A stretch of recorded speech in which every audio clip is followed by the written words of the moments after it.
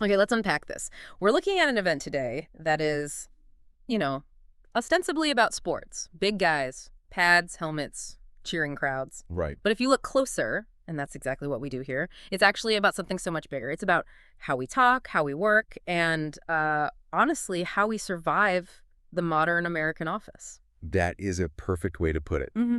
Because we are not just talking about a game. We're talking about the Super Bowl, which is happening right now. Mm-hmm. And sure, it's a massive sporting event, but the sources we're looking at today argue it's really a massive linguistic download for the entire country. Mm. It actually, it propagates language. So it's basically a vocabulary lesson disguised as a party with nachos. Exactly. We're doing a deep dive into this guide called Speak Business English with Football Idioms, Super Bowl Edition. Yeah. And the core argument here is just like, it's fascinating. Yeah. You can have zero interest in who wins the game, whether you're rooting for the Seattle Seahawks or the New England Patriots this weekend, or you don't even know what a quarterback does. Mm. But if you want to understand what's being said in your Monday morning strategy meeting, you have to understand the gridiron. This is what I found so interesting in the reading. I think people assume business English comes from, I don't know, economics textbooks, or maybe it trickles down from these Ivy League MBA programs. Sure, that's the assumption. But the data shows a huge percentage of corporate jargon is just sports metaphors in a cheap suit. It's sports and the military. Those are like the two big pillars of American business English. And it makes sense if you step back and look at the sociology of it. Business is high stakes. It involves strategy, territory, capturing markets, winners, losers. All that stuff. So we naturally reach for language that reflects that intensity. And if you don't know these phrases, you're essentially operating with a limited dictionary. You might miss the subtext of a negotiation or the warning signs in a performance review. So the mission for this deep dive is to decode that playbook. We want to move beyond just defining the terms because, anyone can look up a definition. Yeah. We want to actually look at how they change the power dynamics in a room. We want to give you, the listener, the tools to navigate this code. Right. We want you to walk away with the ability to spot these mechanics in the wild. When someone uses a specific sports idiom, they aren't just using slang, they're signaling something about hierarchy or expectation. But before we get to the boardroom, we have to acknowledge the sheer scale of the event itself. Because the reason this language is so pervasive is that the event is, well, it's inescapable. It's like a gravitational center. It really is. I mean, the stats we have here are staggering. We're looking at viewership hitting record-breaking levels, well over 120 million viewers tuning in across TV and streaming. 120 million. It is the single most watched television event in the United States year after year. Nothing else comes close. Which means, statistically, if you walk into an office on Monday or log onto Zoom, the majority of people you speak to will have watched it, or at least the halftime show. Or at least they'll be pretending to have watched it to fit in. Yeah. And that cultural footprint is heavy, leaves a mark on everything. And it's not just eyeballs, it's consumption. It is the second biggest food consumption day in the U.S., right behind Thanksgiving. I love this part. The specific breakdown of the gluttony in the source material, it really paints a picture of, I don't know, American excess. It is industrial scale. On Super Bowl Sunday alone, Americans consume roughly 325 million gallons of beer. 325 million gallons. Okay, that explains the productivity slump on Monday morning. It certainly contributes. And we're talking hundreds of millions of pounds of chips. But there is one statistic that I think really highlights how specific this ritual is, the avocado. Right. Over 100 million avocados are used just for guacamole on this one day. Which leads us to maybe the most bizarre and frankly dangerous side effect mentioned in the research. I honestly thought this was a joke when I first read it in the notes. It sounds like a joke, but emergency room doctors will tell you it is very real. They call it avocado hand. Avocado hand. It sounds like a supervillain name or something. It's a genuine medical phenomenon. There's a measurable, significant spike in ER visits on Super Bowl Sunday for severe hand lacerations. Oh my gosh. So here's the scenario. People are drinking that beer we mentioned. They're rushing to make guacamole before kickoff. The game is starting. And they try to remove the pit with a sharp knife while holding the avocado in their hand. And the knife slips. And the knife slips. It's the price of admission for the Super Bowl party, apparently. So stay safe out there. Use a spoon, folks. But I think this transitions us perfectly. We go from the physical danger of the kitchen, the avocado hand, to the reputational danger of the office. Because once the game is over, everyone goes back to work. And they bring the language of the game with them. And unfortunately, a lot of that language deals with what happens when things go wrong. Yeah, the blame game. This was the first major cluster of idioms the guide highlighted. These are the phrases we use to navigate failure, criticism, and, finger pointing. And the undisputed king of this category, the one you'll hear in almost every industry, from tech to finance, is the Monday morning quarterback. Oh, yeah. I feel like everyone has heard this, but I want to drill down into what it actually signals. Because I think people misuse it or they don't realize how kind of aggressive it actually is. So let's look at the mechanics to understand the aggression. In the NFL, games are usually played on Sundays. The quarterback is the CEO of the offense. They call the plays, they make split-second decisions with 300-pound men trying to crush them. It's high pressure, imperfect information, adrenaline. Exactly. But then comes Monday morning, the game is over, the score is final. We know exactly what worked and what didn't. And suddenly, every fan, every commentator, and every guy at the water cooler knows exactly what the quarterback should have done. Why did he throw that pass into coverage? He should have run the ball. Right. It's so easy to say that when you aren't the one wearing the helmet. So, in business, a Monday morning quarterback is someone who criticizes a decision after the outcome is already known. But here's the nuance I want to check with you. Is it just about being annoying? Or is there a specific power play happening there? It's about risk asymmetry. That's the key. The person in the arena, the manager who launched the product, the coder who pushed the update, they took the risk. Hmm. The Monday morning quarterback is taking no risk. They are claiming wisdom without having had to face the uncertainty. So when you call someone a Monday morning quarterback in a meeting, you aren't just saying you're annoying. You're saying your criticism is invalid because it relies on hindsight. That's a crucial distinction. It's a defense mechanism for the person who actually did the work. It is. And interestingly, the source mentions that people often use it effectively to soften their own feedback. You'll hear a manager say, "No, I don't mean to be a Monday morning quarterback, but..." Which essentially means, I know I'm using the benefit of hindsight, so please don't get defensive, but here's why you were wrong. Precisely. It's a disclaimer. It allows you to deliver the critique while acknowledging that you have an unfair advantage. It's a very useful phrase for de-escalating tension while still pointing out a mistake. It shows you have some self-awareness. Okay, so that's individual criticism, but what happens when the criticism becomes contagious? That brings us to the next idiom, which I think everyone who's ever been on a reply-all email chain will recognize. Pile on. This one is so visceral. In football, imagine a player gets tackled. He's down on the ground, the play is technically dead, but then, one after another, players from the opposing team jump on top of him. It's just adding weight to someone who is already crushed. That is the feeling. In business, to pile on means to join a group in criticizing, blaming, or attacking a single person, especially when that person is already in a difficult spot. I see this all the time in Slack channels. Someone admits to a mistake. Hey, I missed the shipping deadline because of a vendor issue. The boss says, that's unacceptable. And then 3 other managers chime in with, yeah, and this messed up my department too, and we really need to do better on these vendors. That is classic piling on. The key takeaway from the source material is that this is strictly negative. There is no positive way to pile on. It implies the criticism is excessive, unnecessary, and frankly, a bit like bullying. It's kicking someone when they're down. So if you're a leader and you see this happening to one of your team members, what do? You use the idiom to stop it. You say, okay, everyone, the point is made. Let's not pile on. It's a great phrase because it appeals to fairness. It does. It signals empathy. It says, we're attacking the problem, not destroying the person. If you can use that phrase in a heated meeting, you immediately position yourself as the moderator, the adult in the room. It sounds professional, but it's really a plea for humanity. I like that. Now, speaking of fairness, or the lack of it, we have to talk about the idiom that describes the ultimate corporate frustration, the one that makes people want to quit their jobs. Moving the goalposts. Yeah, even just saying it raises my blood pressure a little bit. It triggers a deep emotional reaction. Yeah. And to understand why, you have to look at the sport. Mm-hmm. In football, the goalposts are those massive yellow forks at the end of the field. They are fixed. They are concrete.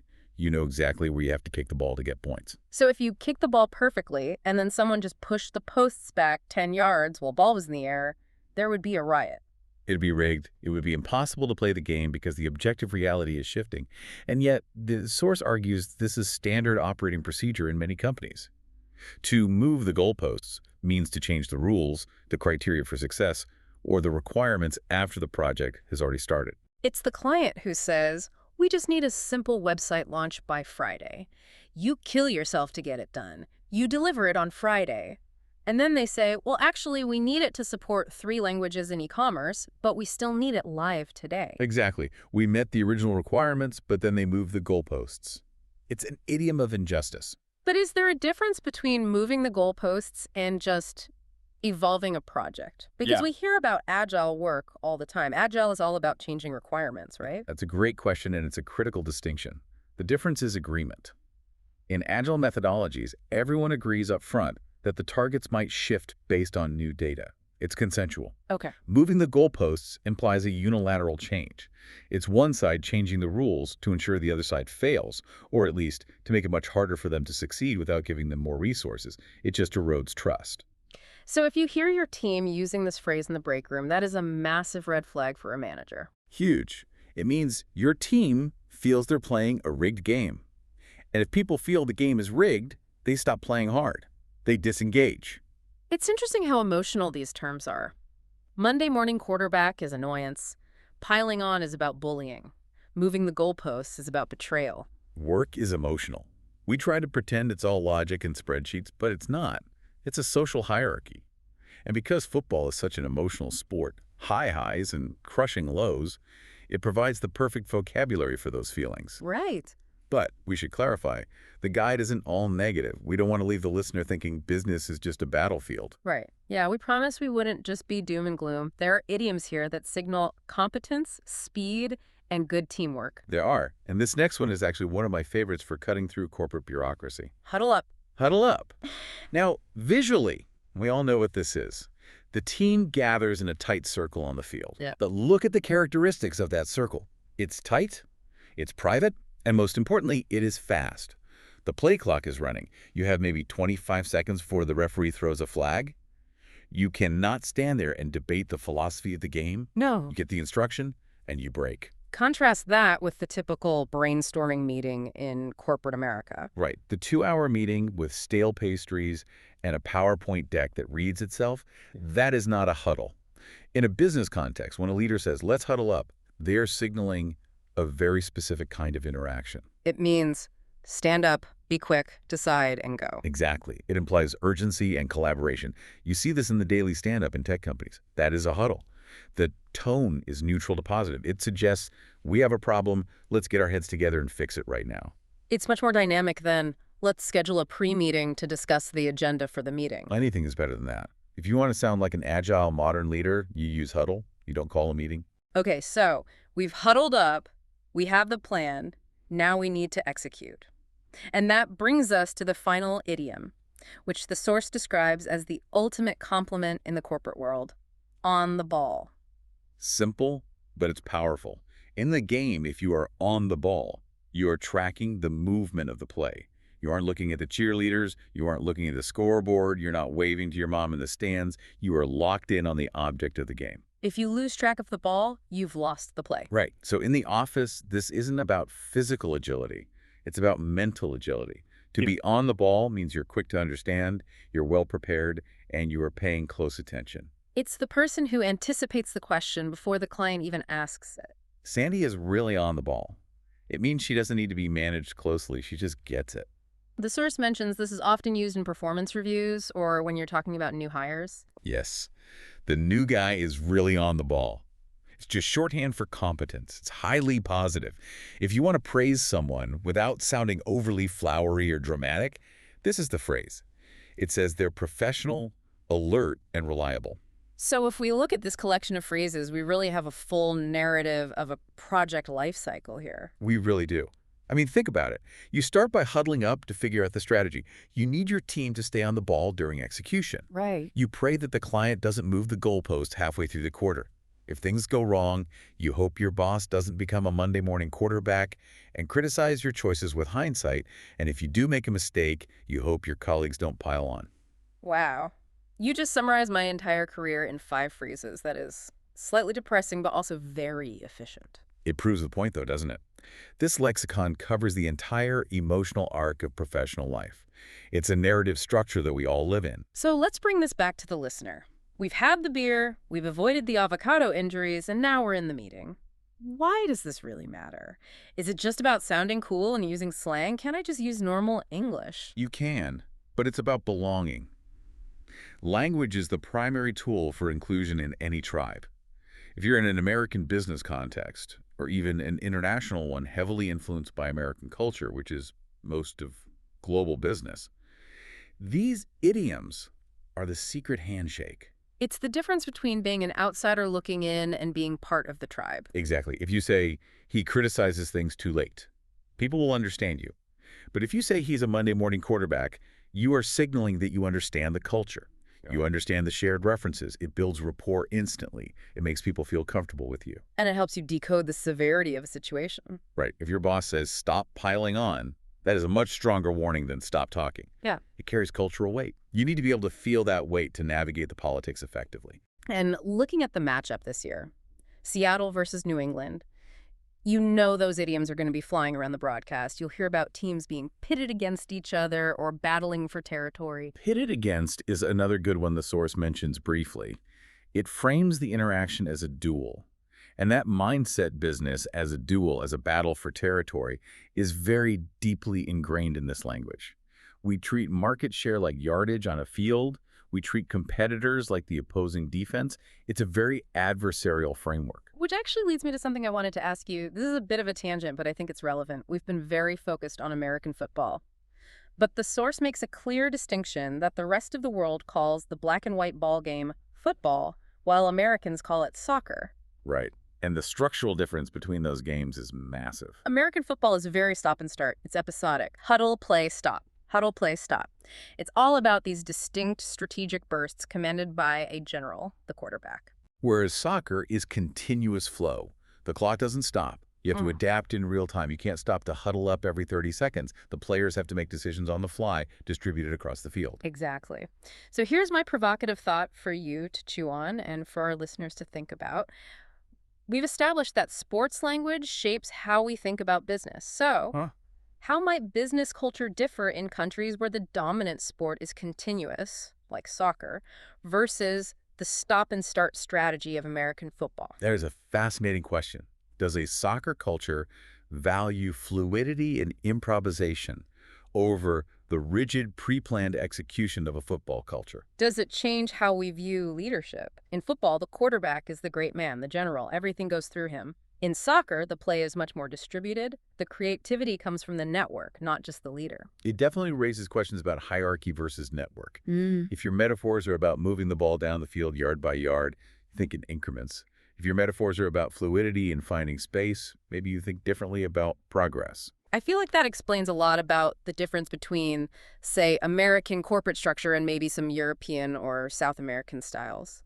It's certainly something to think about next time you're in a meeting and someone tells you to tackle a problem. Are you tackling it, or are you dribbling around it? Or when you're trying to avoid avocado hand at the snack table. Please stay safe out there with the avocados, folks. That is the most actionable advice we can give you today. Indeed. Keep your ears open this weekend. The Super Bowl isn't just a game, it's a vocabulary lesson waiting to happen. Thanks for listening to this deep dive. We'll catch you on the next one. Stay on the ball.